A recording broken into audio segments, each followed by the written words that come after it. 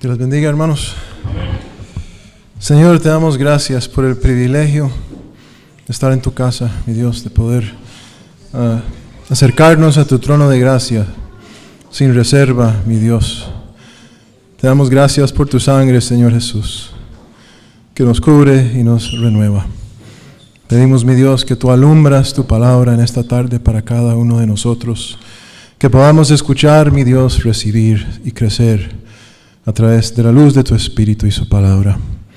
En el nombre de Jesús oramos, amén. Gloria a Dios. ¿Pueden tomar asiento, por favor, hermanos?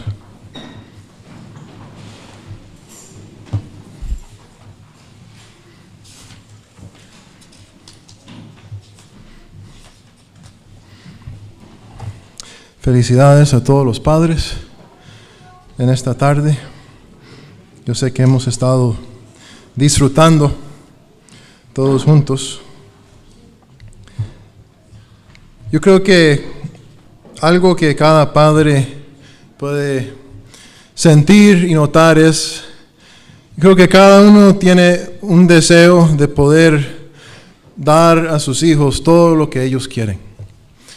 No estoy diciendo que eso es buena idea, pero eso es lo que creo que cada padre tal vez tenga en su corazón cuando su hijo, su hija te pide algo. El deseo está ahí de poder darles esa cosa buena por amor que tenemos. No solamente padres, por supuesto, madres también, pero tal vez todos los padres pueden relacionarse a esta idea. Yo creo que aunque nos piden cosas nuestros hijos y queremos darle todo lo que ellos nos piden, a veces hay restricciones, ¿verdad? No somos millonarios. No todos, yo no. Y no podemos, si quisiéramos, no pudiéramos. Pero también, como dije, no es siempre buena idea, ¿verdad? Dar todo lo que ellos están pidiendo a ellos, ¿verdad? El niño que se le da todo sale un poco mal, ¿verdad? Y a veces niños piden cosas y aunque ellos piensan que es buena idea y lo mejor, no saben, ¿verdad? Porque son pequeños y no tienen sabiduría. Y nosotros como padres sabemos no dar una cosa que aunque ellos lo quieren no es bueno. Yo recuerdo una vez que mi hermano David quería una motocicleta. Mis padres hicieron todo lo que pudieron para no dar ese regalo. Y yo creo que eso fue sabiduría de Dios. Tal vez no sé. Pero está David con nosotros todavía. Pero yo creo que así también es con nuestro Padre Celestial. Él quiere darnos a nosotros toda cosa buena. Y todo lo que nuestro Padre Celestial tiene para darnos es bueno. Y Él nunca hace errores, no tiene errores en su sabiduría, con sus dones y sus regalos que Él nos da. Y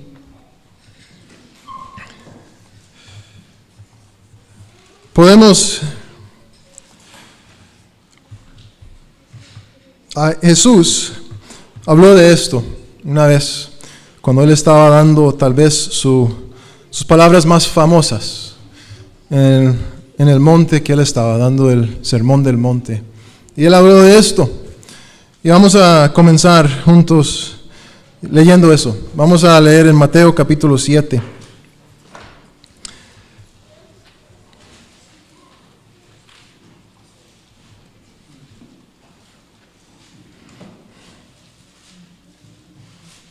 Y vamos a leer del 9 al 11.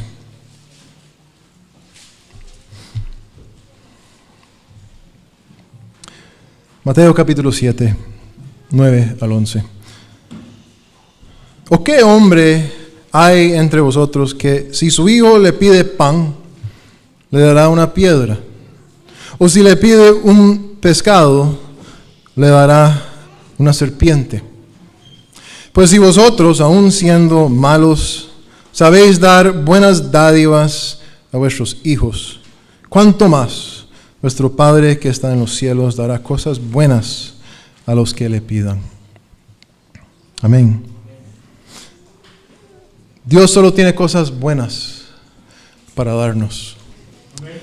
Y nosotros no siempre tenemos la sabiduría de saber si eso es lo que estamos pidiendo es lo mejor para nosotros o no. Yo creo que somos honestos con Dios y así debe ser. Y a veces pedimos de nuestros corazones y de corazones sinceros. Y a veces no lo sabemos, pero tal vez lo que nos estamos pidiendo no es lo mejor para nuestras vidas, aunque no lo podemos ver con nuestros ojos, con nuestra sabiduría terrenal. Pero Dios es bueno, es un buen Padre. Y no va a dar un regalo que sea dañino. Tal vez los hombres hacen eso a veces, pero así no es nuestro Padre Celestial. Pero una pregunta, y ya Dios está hablando, porque ya la respuesta se dio en el servicio si estaban poniendo atención. Dios nos puede dar muchas cosas y tiene muchas dádivas, muchos regalos buenos, pero ¿cuál es el mejor regalo que Dios nos da? Es el número uno. El hermano dice salvación. Yo digo que hay algo más grande todavía. No se asusten. ¿Qué es lo mejor, lo más grande, el mejor regalo que Dios nos da? Hermano, la gracia, dice el hermano. Otro hermano, hermana. Ser llamados hijos de Dios. Vida. Todas son dádivas buenas. Pero estoy buscando algo más, hermano Joan. Su amor también enorme, hermano. Su Hijo, estamos llegando un poco más cerca. El mejor regalo que Dios nos puede dar es Él mismo. Él nos da a Él mismo. Él se entrega a nosotros. Él se da a nosotros. Lo hizo con nuestro Señor Jesús, pero también específicamente lo hizo con el Espíritu Santo. Y sí, todo lo que dijeron son cosas buenas, excelentes, necesarios, verdaderos. Pero qué más grande puede haber en un regalo que Dios mismo, dándose a nosotros mismos. Y eso es lo que Dios hizo y hace para nosotros. Jesús se da a nosotros mismos en la forma de tu espíritu. Entonces esta tarde quiero explorar ese regalo que Dios nos da como nuestro Padre Celestial y algunas de las cosas en que nos beneficiamos con ese don, con ese regalo que nuestro Padre Celestial nos da. Vamos a leer en Romanos capítulo 8.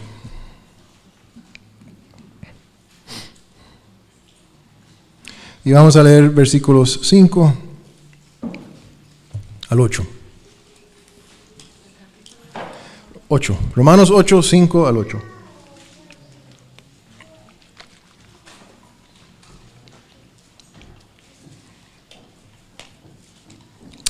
Ya hemos estado escuchando esto y Dios sigue hablando. Romanos 8, 5 al 8. Porque los que son conforme a la carne ponen su mente en las cosas de la carne, pero los que son conforme al Espíritu, en las cosas del Espíritu. Porque la mentalidad de la carne es muerte, pero la mentalidad del Espíritu es vida y paz. Por cuanto la mentalidad de la carne es enemistad contra Dios, porque no se somete a la ley de Dios. Y los que viven según la carne no pueden agradar a Dios. Bueno, cuando leemos esto, yo creo que lo primero que tal vez nos entra en la mente, o lo que vamos a decir es de que se puede vivir de acuerdo a la carne y se puede vivir de acuerdo al Espíritu. Yo quiero vivir de acuerdo al Espíritu. Si no, no puedo agradar a Dios. Solo viviendo de acuerdo al Espíritu puedo agradar a Dios. Entonces, lo estoy haciendo. Veo estas dos cosas y yo quiero ser la persona que está viviendo acerca del Espíritu. Entonces, la pregunta natural para cada uno, podemos vernos en el espejo y preguntar, ¿estoy yo viviendo en el Espíritu? ¿Qué estoy haciendo con mi vida? Versículo 9, seguimos leyendo. Para los que están haciendo la pregunta, aquí nos habla el apóstol Pablo a través del Espíritu Santo. Mas vosotros no vivís según la carne, sino según el Espíritu. Si es que el Espíritu de Dios mora en vosotros, y si alguno no tiene el Espíritu de Cristo, el tal no es de él.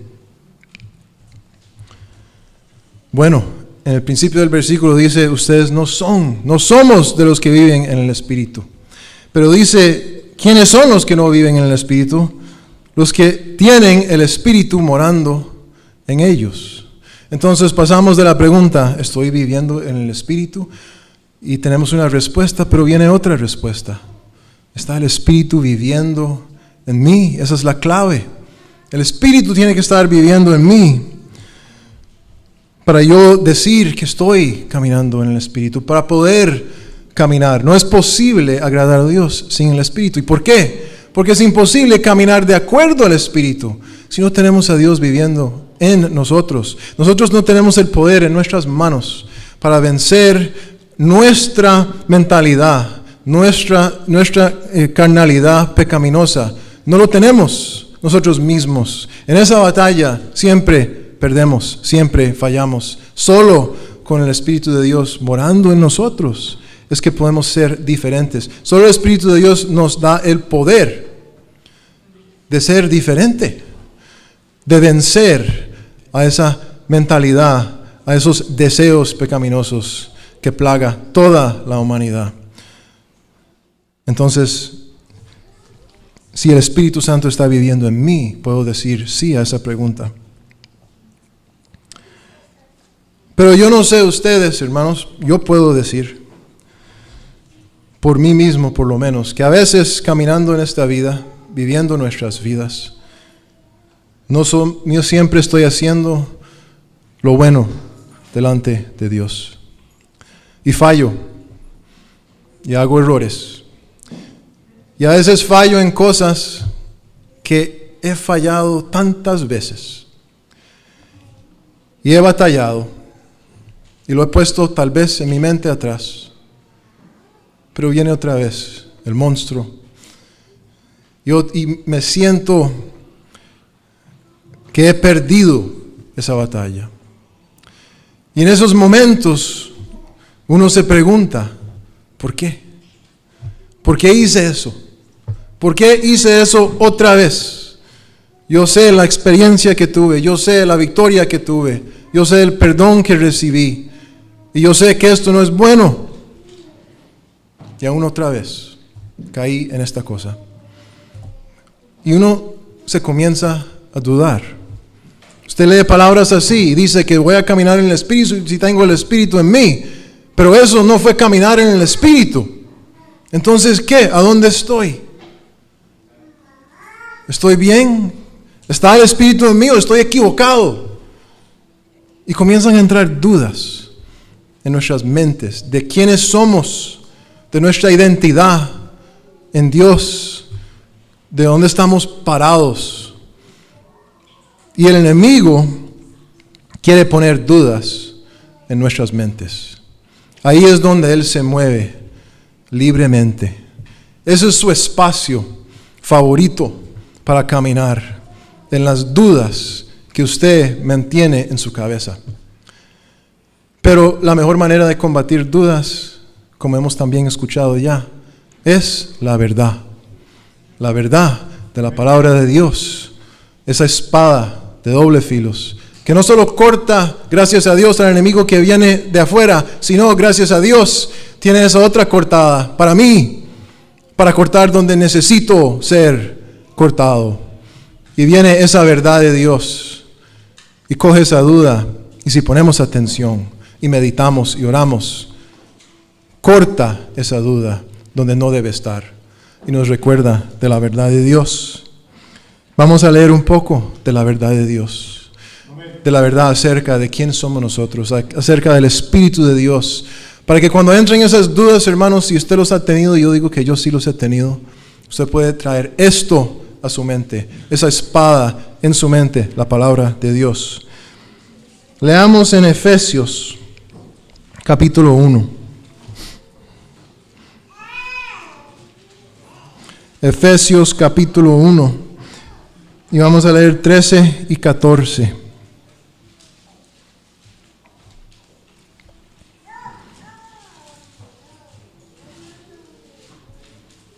Efesios 1, 13 y 14.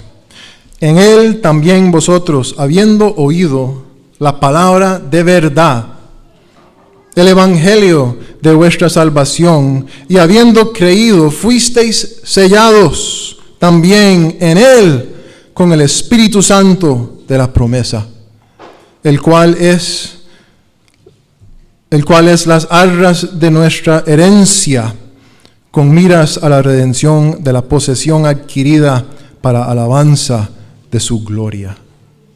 ¿Cuándo, hermano y hermana, usted recibe el sello del Espíritu Santo? ¿Cuándo entra en su vida el Dios Todopoderoso, Creador del universo? ¿Cuándo pasa? ¿Cuándo sucede? Aquí dice, cuando usted cree la verdad del Evangelio, las buenas nuevas de nuestro Señor Jesús, que Él vino, murió, resucitó, ascendió y mandó ese regalo, ese don de su presencia en su Espíritu que mora con nosotros. Si usted cree eso, de acuerdo a lo que leemos aquí, ahí en ese momento viene Dios a morar en ti. Entonces, usted puede decir con seguridad de que usted es un templo de Dios, que Dios está viviendo en ti, ¿sí o no? Deben decir todos sí. Si usted ha creído, no debes tener duda. No deje que esas dudas vengan porque usted ha fallado, porque usted ha caído otra vez en otra cosa que no es buena. Tenga por seguro, hermanos, que tener remordimiento y venir a pedir perdón significa que Dios está todavía trabajando en usted. Dios guarde que llegue el día que usted hace esa cosa y no le importa.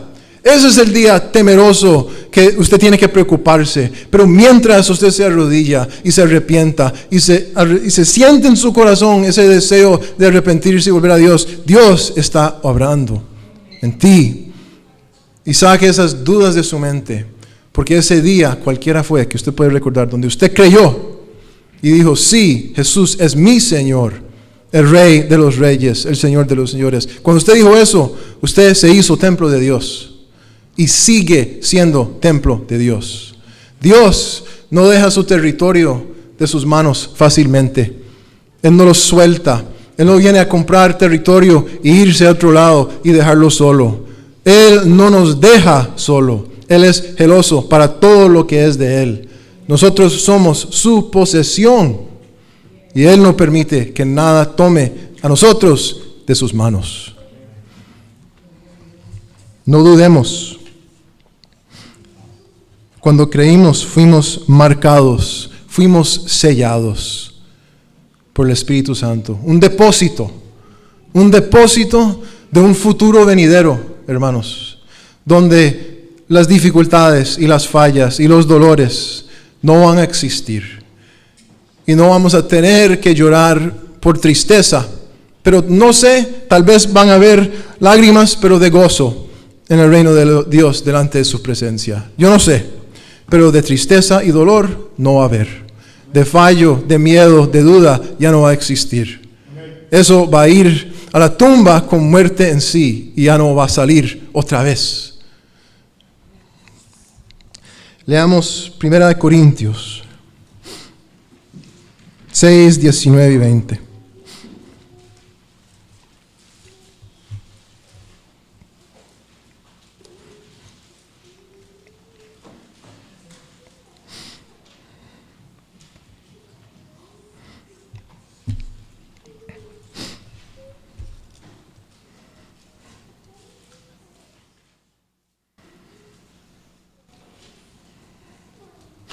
En lo que acabamos de leer dice que vamos a ser redimidos.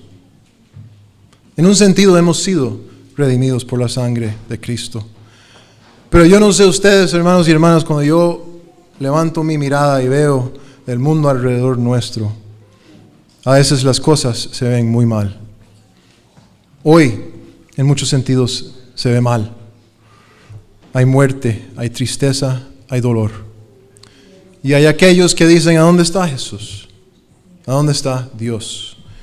Pero nosotros tenemos esa confianza de que Él volverá. Él vino un día y un día volverá.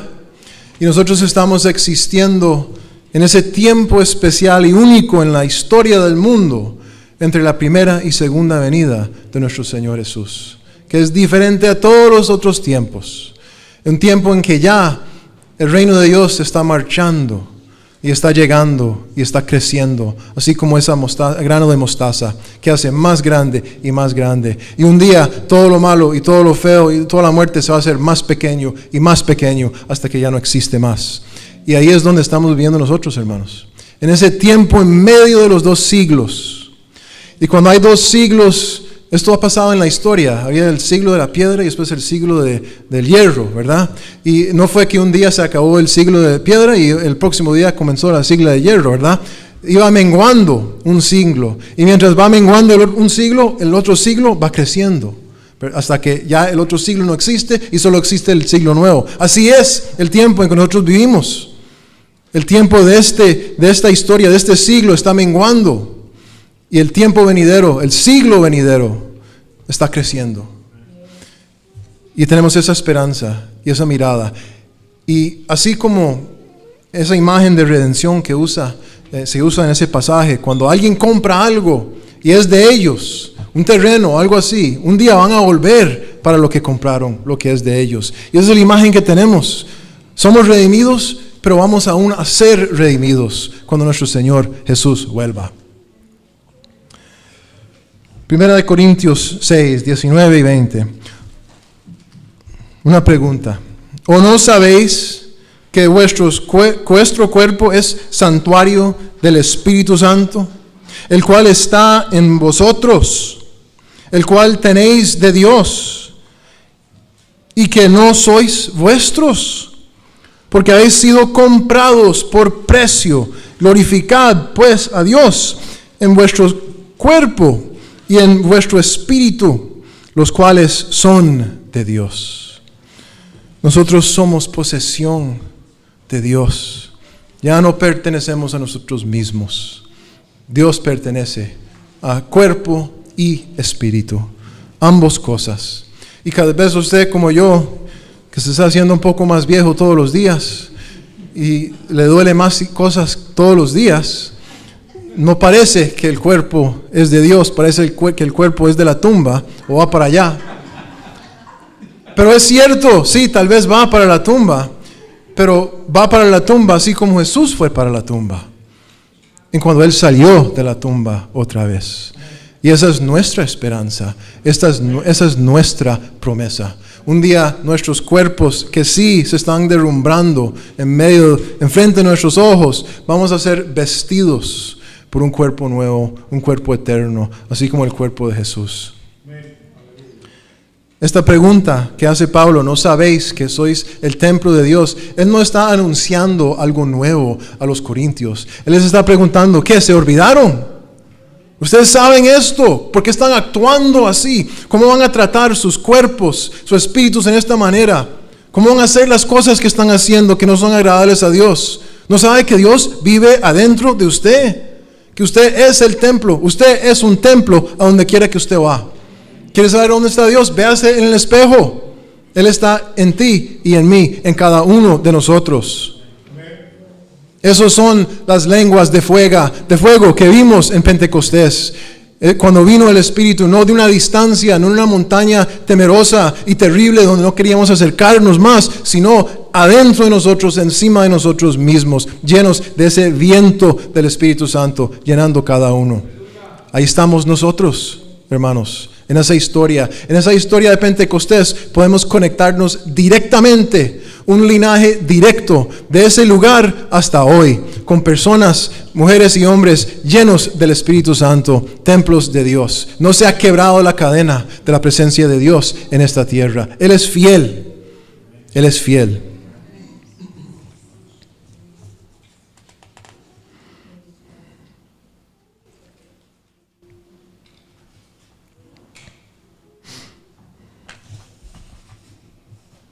Cuando en los tiempos principios de la iglesia, cuando se estaba expandiendo el evangelio, y leemos en el libro de Hechos, y Pablo y Barsabas estaban predicando, y ellos estaban predicando a unos gentiles, Y eso era controversial en ese tiempo, porque los judíos sí creían en el Mesías, sí esperaban el Mesías, y muchos sí creyeron que Jesús fue el Mesías, pero no esperaban, y era misterioso y sorprendente, que el Mesías era el Mesías no solamente de los judíos, sino también los gentiles. Y era difícil para ellos comprender esta cosa nueva, esta cosa extraña. ¿Cómo es posible? Y estaban ellos predicando en un lugar y llegaron otros de Jerusalén y dijeron, esto no está bueno. Si ellos quieren ser cristianos, si ellos quieren ser personas seguidores de Cristo, tienen que circuncidarse, tienen que seguir la ley. Eso hemos hecho nosotros y no hay razón por no hacerlo. Y Pablo y Barsabas se enojaron mucho y pelearon con ellos y disputieron y después subieron a Jerusalén para hablar de esto. Y estaban discutiendo, y era un momento muy importante en la historia de la iglesia, porque habían dos posibilidades: o se iban a ponerse en acuerdo, o se iban a partir, y se iban a separar de acuerdo a esta disputa. Iban a decir, ustedes creen eso, nosotros creemos esto, está bien, sigan ustedes allá, seguimos nosotros aquí. Pero eso no se hizo.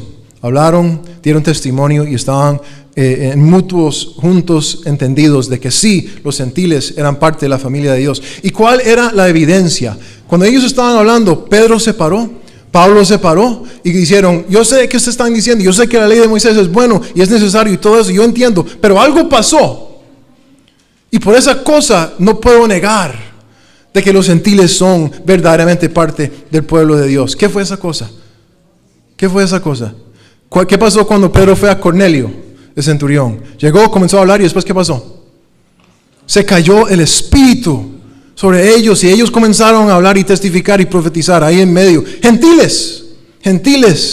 Le dicen a eso el Pentecostés gentil, que vino y cayó el Espíritu Santo sobre esa gente. Ellos no eran judíos, ellos no estaban siguiendo la ley, ellos no estaban circuncidados. Y llegó Pablo y Pedro y dijeron, yo sé lo que están diciendo, pero el Dios vino, el Espíritu Santo llenó a estas personas.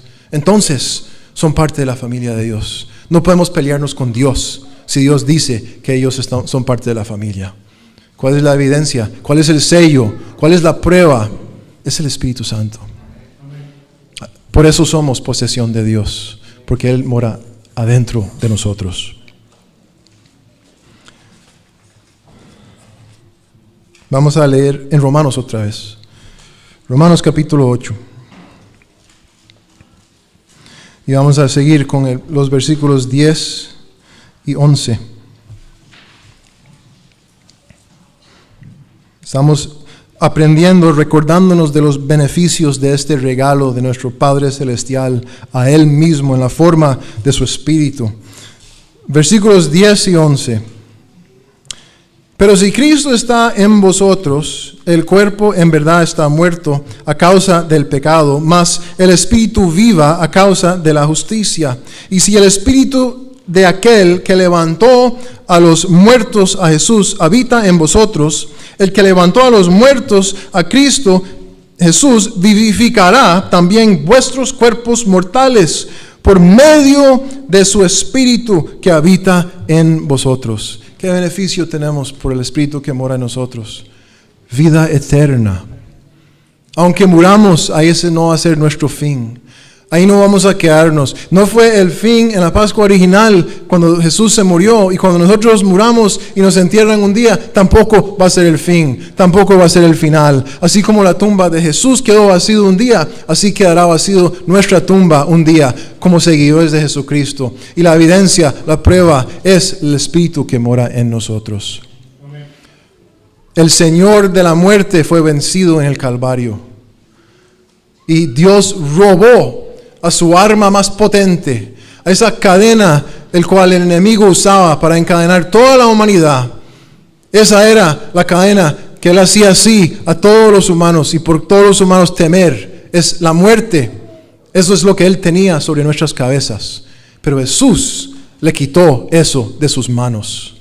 Él no lo quería, pero Jesús lo arrebató, y eso ya no pertenece al enemigo. El Señor de la muerte ha sido vencido, y la muerte con Él. Y nosotros, por el Espíritu que vive en nosotros, hermanos, que vivificó a Jesús un día, nos vivificará a nosotros también.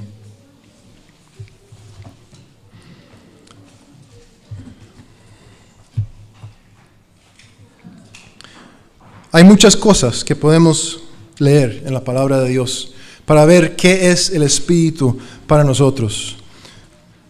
No podemos pasar toda la tarde leyendo los muchos versículos. Él es estas cosas, pero Él es mucho más también. Él es el aliento de Dios. Él es el poder de Dios en la tierra. La manera en que Dios se mueve y obra, la manera en que Él hace cosas, es a través del Espíritu Santo. Ese es el poder de Dios aquí en medio nuestro en la tierra. Así se mueve Él. En nosotros, a través de nosotros, así es como Él actúa su voluntad, sus acciones. Es el Espíritu Santo.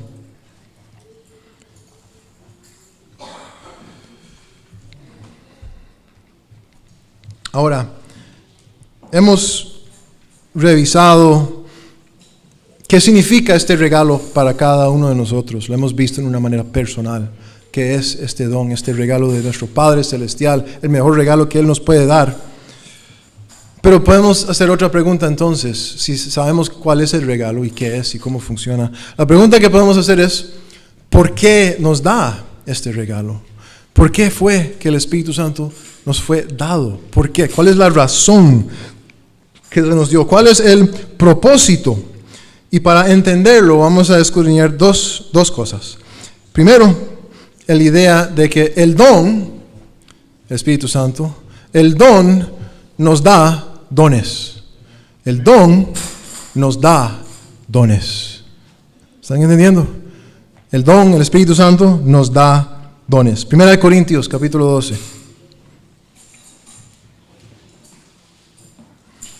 1 al 7.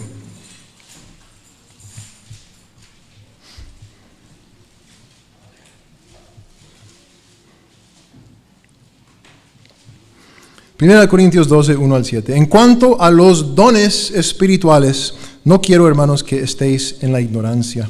Sabéis que cuando erais gentiles, se os extraviaba, llevados como se os llevaba a los ídolos mudos. Por tanto, os hago saber que nadie que habla por el Espíritu de Dios dice Jesús es maldito, y nadie puede decir Jesús es el Señor, sino por el Espíritu Santo. ¿Pueden decir que Jesús es el Señor? Díganlo entonces, Jesús es el Señor. Y eso es el Espíritu Santo hablando en ti. ¿Quiere evidencia? Un recuerdo de que Dios mora en ti. Diga esas palabras. Jesús es el Señor. Eso solo es posible porque el Espíritu mora en usted. Ahora bien, hay diversidad de dones, pero el Espíritu es el mismo. Hay diversidad de ministerios, pero el Señor es el mismo. Hay diversidad de actividades, pero Dios que efectúa todas las cosas en todos es el mismo. Pero a cada uno le es dado la manifestación del Espíritu para provecho común. El don nos da dones. ¿Pero por qué? ¿Para quién es el provecho? Usted tiene don de Dios. ¿Es para usted? Bueno, tal vez usted beneficia. Pero aquí dice, en el 7, pero a cada uno le es dada manifestación del Espíritu para provecho común. Dios te habilita, Dios pone dones en su vida para que usted sea bendición a los que están alrededor suyo. Y si usted lee esa lista que conocemos, esa lista de dones espirituales que encontramos aquí, amor, paciencia, benignidad, todas esas cosas se efectúan cuando usted tiene interacción con otras personas. Esas cosas no tienen sentido usted quedando en su casa mirándose en el espejo. Así no se efectúan los dones de Dios. Se toman forma, toman vida, comienzan a respirar cuando usted está interaccionando con otras personas. Ahí es cuando ese fruto del Espíritu es efecto y tiene impacto. Usted es beneficiario, por supuesto, pero Dios no te está dando paciencia para que usted esté en su casa sola. Usted no necesita paciencia para estar solo.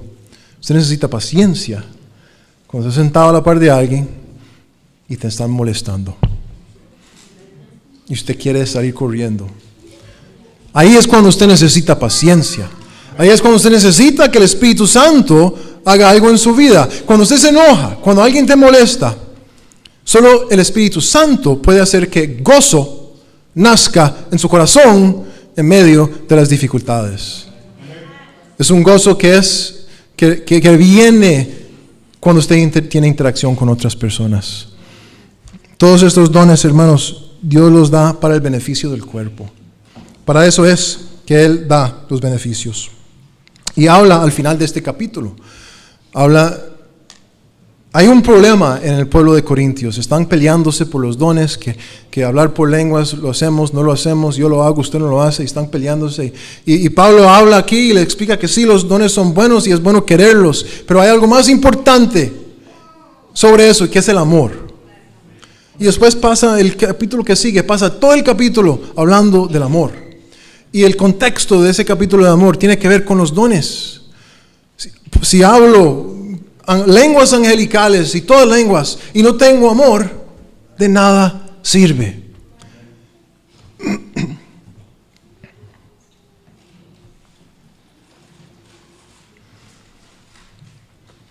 ¿De qué vale que usted tenga dones de Dios que son para el común, para el provecho común, si usted no tiene amor?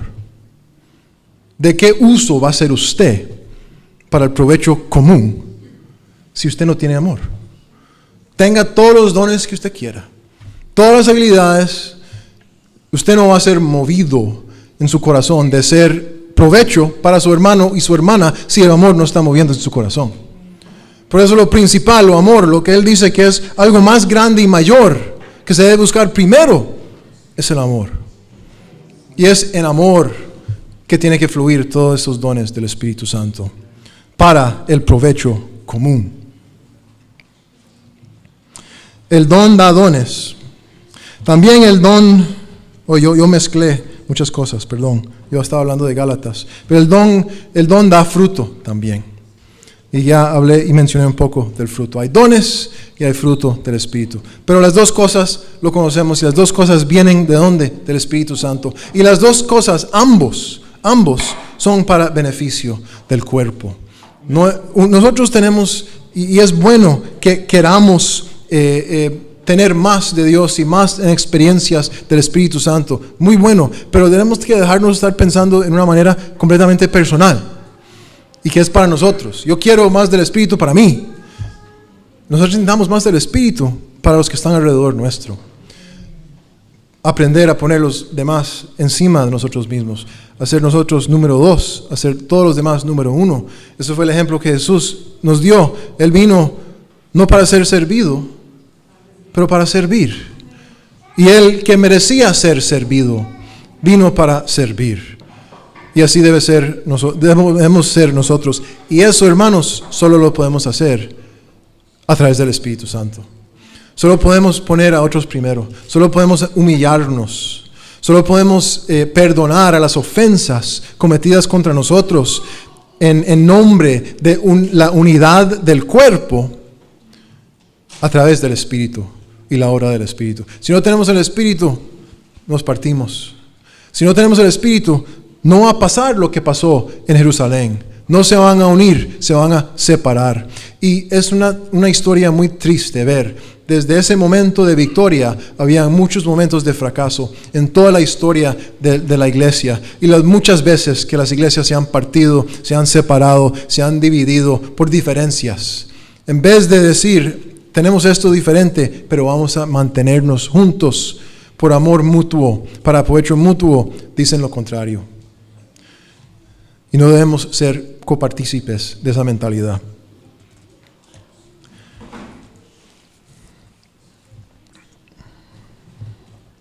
Leímos en Corintios cómo nuestro cuerpo es un templo de Dios, ¿verdad? Y es algo personal, pero también es algo corporal. Leamos en 1 Corintios capítulo 3.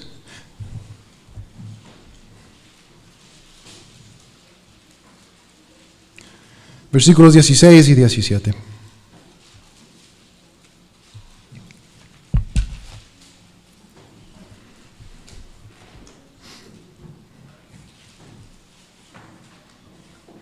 ¿No sabéis que sois santuario de Dios? Leímos esa pregunta anterior, ¿verdad? Pero hay una diferencia aquí. Y que el Espíritu de Dios mora en vosotros. Vosotros. No dice en usted, ¿verdad? Dice en vosotros. Aquí, en ese versículo que leímos, era personal. Aquí está hablando a una comunidad. Está hablando a un cuerpo. Ustedes son juntos el templo de Dios. Unidos el templo de Dios. Si alguno destruye el santuario de Dios, Dios le destruirá a él, porque el santuario de Dios, el cual sois vosotros, es sagrado. Eso habla de la unidad del pueblo de Dios. Y Dios mora más libremente y más poderosamente en un pueblo unido. Ahí es donde corre y mueve el Espíritu Santo en poder. Cuando hay división, cuando hay enojo, cuando hay envidia, eso previene el movimiento libre del Espíritu Santo en el pueblo. Necesitamos humildad y necesitamos estar juntos para tener la unidad necesaria, para ponernos a nosotros mismos debajo de otros y experimentar ese morar del Espíritu como Él desea. Dios no puede estar libremente donde hay pecado. Y si estamos buscando lo nuestro y ser correcto y ser mejor, no estamos buscando a Dios verdaderamente entonces. O lo estamos buscando, pero en segundo lugar. Y el primer lugar, nosotros, nuestro ego. Dios es bueno, Dios es grande, Jesús es bueno, pero yo también. Y yo necesito lo mío. No quiero que me insulten, no quiero que me pongan a un lado. Así no tenemos que hacer. Tenemos que tener esa paciencia los unos para los otros, perdonando nuestras ofensas y así uniéndonos en el Espíritu, a través del Espíritu.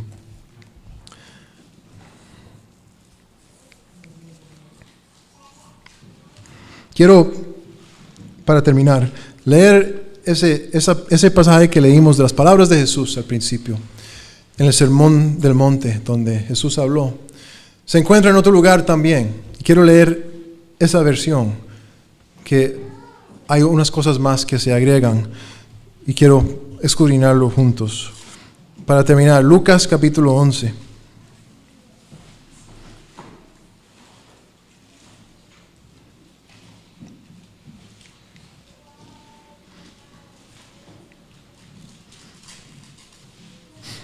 Versículos 9 al 11.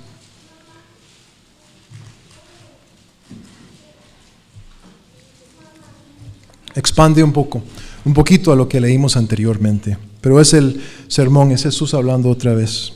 Lucas 11, 9 al 11.